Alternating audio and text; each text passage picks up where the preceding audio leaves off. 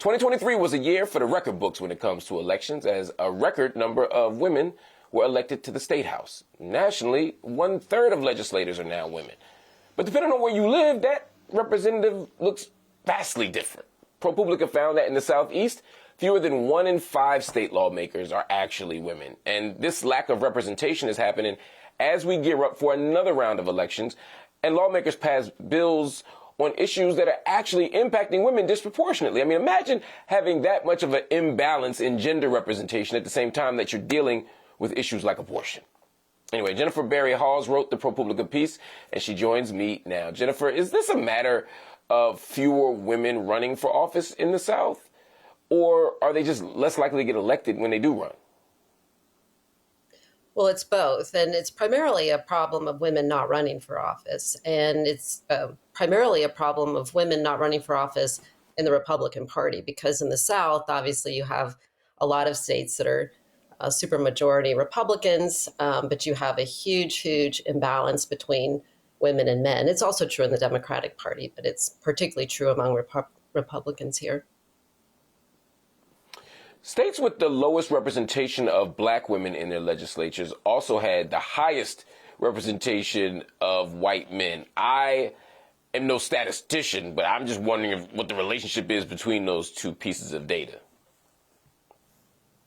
Well, it's interesting because you don't see that correlation as commonly in other states or in other regions at all. So it certainly begs the question of whether that's the result of history.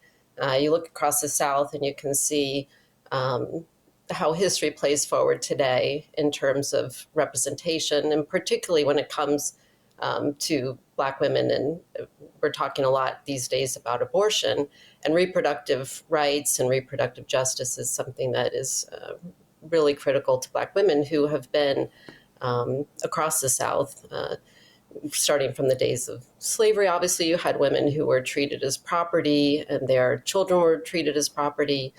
You had enslaved women who often were forced to bear the children of white men who sexually assaulted them. And that history plays forward today in terms of whose voice is at the table. And there's just a huge disparity in the amount of Black women who are elected. Part of that is because Black women tend to be Democrats. And in the South, Democrats obviously don't win nearly as often as Republicans. So you have both historical factors, but you also have political party issues that are keeping them from getting elected in ways that represent their numbers. If there's a takeaway from this that you want readers to get, what would it be? Well, we primarily want women to consider running if they feel that that's something they're called to do, because the fact of the matter is we don't have enough women running. So just as a starting point, I also would want for men who are in office to give some thought to the fact that they're representing people whose experience they haven't lived. And in the case, again, returning to abortion, because that's the issue of the day, they're representing people who have a unique experience and they themselves have not experienced it. So I would want for both men and women to consider how this affects them and the people they represent. But women definitely need to be running more often. And so I hope that the story encourages them to do that.